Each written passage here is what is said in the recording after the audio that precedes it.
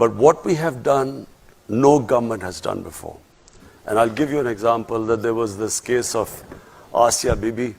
She was this Christian woman who was jailed, and no judge would try them because of blasphemy, and because of the strength of one particular group, which had the previous government was held hostage by the group. They came in and they literally blocked the roads, and people were scared of that group.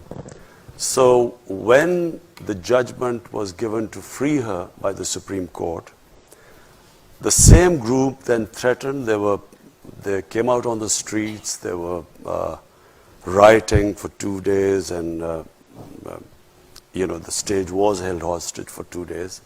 But this is the first government that, on the next opportune moment, actually took them out, put them in jails. We just completely, and Asia Bibi was then safely, she came out, and then she wanted to leave the country, and we helped her.